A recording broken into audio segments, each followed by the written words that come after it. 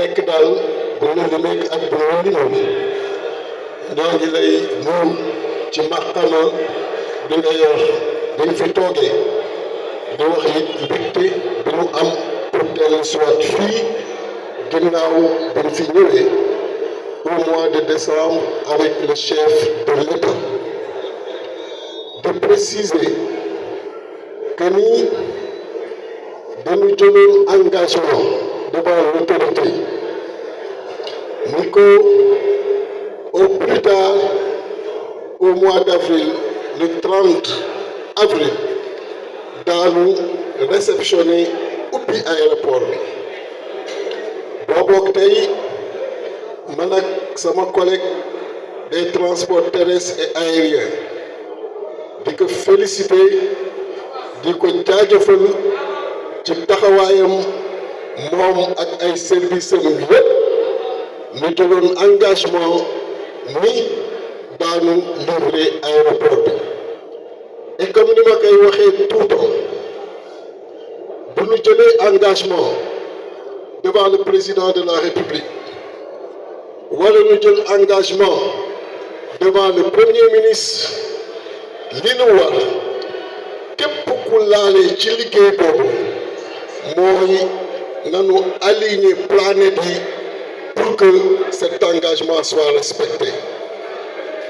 moo tax xam naa ni yombul woon la pression était à son summum pression bi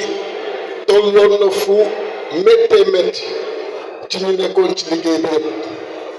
directeur des infrastructures aéroportuaires directeur de l'AIBD nga xam ni tous les jours daanaka ñoo ngi nekk en contact ak ñoom ma bëgg ngeen féliciter ma leen bu baax a baax ci seeni taxawaay parce que travailler sous pression 24 heures sur 24 je sais que ce n'est pas évident nga war en même temps respecter toutes les normes en même temps livrer des infrastructures de qualité mais foofu la Sénégal toll foofu la ni président de la République di xaare foofu la nu le premier ministre également di xaare kon di sant sunu borom bi nga xamee ni le 30 avril bi respecté nan ko pour réceptionner aéroport bi respecté nan ko pour ubbi aéroport bi kon tey xam naa sama collègue des transports terrestres et aériens dina ci dellu si waat réception la ak ouverture en attendant que autorité yi bu ñu amee jot mën a ñëw def inauguration bi moom bu dellu see le ministre des transports dina wax li nu nar a def yëpp ci vol ak nan lañ ko noo defee à partir d'aujourd'hui wax nag ni doctrine bi loolu la doctrine bi mooy triptyque coût délai qualité képp ku yor infrastructure képp ku war liggéey ak état lépp li nga xam ni war na pour respecter loolu xamal ni ñoo ngi la ci xaar ndaxte loolu la autorité yi bëgg fii nag biñ fi ñëwee bis boobu du lii rek le président jëloon comme engagement fekk na ci infrastructure également jotoon na lancé réhabilitation Cap Skirring Ziguinchor travaux yi ñoo ngi dem lancé na fi LINAC bu Ziguinchor travaux yi ñoo ngi dem et di leen annoncer ici que ak AGEROUTE ñoo ngi travailler pour que le 31 juillet le vendredi 31 juillet ñu mën a ñëw bu fekkee ni disponibilité autorité yi permettre na ko pour teg première pierre bu second pont de Ziguinchor lu tax may joxe toujours date di joxe bis mooy pour que ku ne xam ni à partir que déclaration boobu am kenn amatul jàmm lu dul liggéey guddi ak bëccëg pour que cette date soit respectée parce que tey dama koy rappeler foofu le Sénégal toll président de la République le premier ministre li ñuy wax ñun ministre yëpp mooy philosophie liggéey bu bees kenn amul jot pour sa bopp jot boo am na nga jox askan wi mais aussi képp ku jël engagement di entreprise yor liggéeyu état na nga fexe ba li ñu bind ci contrat nga respecter scrupuleusement donc bu ñu waxee 30 avril ce n'est pas le 1er mai 30 avril ce n'est pas le 2 mai 30 avril c'est le 30 avril donc di sant sunu borom di ko respecter mais di réserver une mention spéciale au ministre des transports terrestres et aériens ces services li ñu def ci li nga xam ni moom moo waroon pour que aéroport bi mën a ubbi ak ANACIM ci li nga xam ni def nañ ko ak aussi le directeur des infrastructures aéroportuaires wax naa ko léegi le directeur général de l'AIBD daanaka amul heure bu mu ko wóorul amul pression bu mu ko tegul amul nu mu ko invité wul ci mu accélérer pas yi mais il a tenu et il a fait le job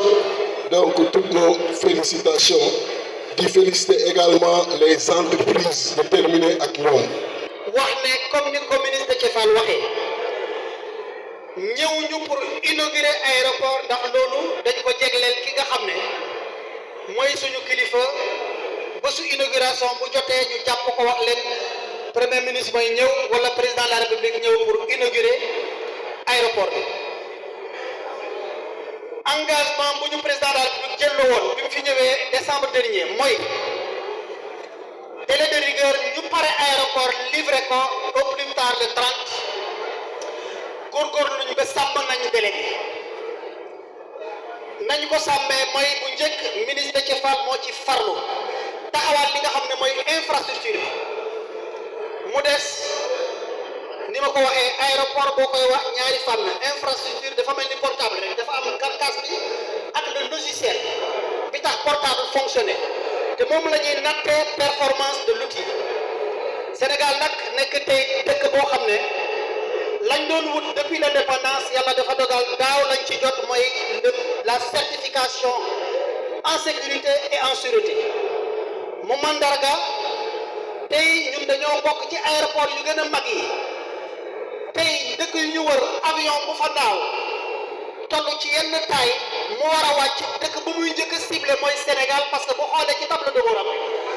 dëkk bu xelam njëkk a dem mooy Sénégal ndax moom mooy feeñ en tête ndax ñun ñoo yor ci nattukaay OAC yi aéroport yu gën a wóor yu gën a sécure loolu nag boo ci tolloo dootoo livrer sa aéroport n'importe comment wala boog ni nga ko daan defee parce que am na lu ñu doon joxee caabi aéroport bi dafa ñuy wàccee grade lañ doon wut ba jot ci depuis 60 ans ñu delluwaat ginnaaw di tàmbaliwaat à zéro moo tax naam dañoo gaawantu ci délai yi naam il fallait respecter les délais waaye il fallait le faire ñu respecter conditions ak étapes yi nga xam ne ASECNA taxaw na suñu wet ANACIM def na kéem kattan dañu jot ci lii nga xam ne tey am na jumtuwaay yu fi nekkul sa aéroport international Blaise Diagne ñu war koo sàmm war koo taxawaat ma cité si ñaar aéroport bi ba ñu koy détruire ba tabaxaat ko dafa am ñaari procédure ñu tuddee ko VAR moo fi amoon VOR tey aéroport bi dañ ko connecté au satellite muy dugg na ci géew ak gët aéroport yi nga xam ne tey c'est des aéroports de référence naam jàllagul nekk aéroport international li ci des pour ñu yegg ci bëriwul bu ngeen xoolee ci yaatal bi tey avion de référence buñ fi jël pour tabax aéroport bi mooy avion yi nga xam ne mbébét nañ ne buñ ci autorité yi mayee ci la ñuy jël comme référence Air Sénégal ci li wañ a dugg mooy le Boeing 737 bu loolu weesoo jumtuwaay yi ci biti du ma dellu si waat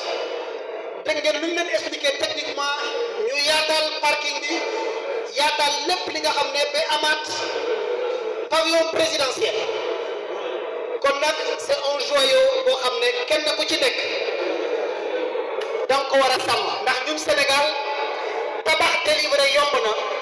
waaye entretien bi ak fonk bi c'est là où se trouve le défi. Le président de la République def ñu ne foofu lay daanale bu ñuy ñëw naam dama ajandikum inauguration bi waaye aéroport bu muy tàmbali na tàmbali avec toute la rigueur des normes opérationnelles ci laa leen sant ci laa leen di woo di leen sant di leen gërëm bu baax di gërëm entreprise yi nga xam ne ñoo fi defoon lépp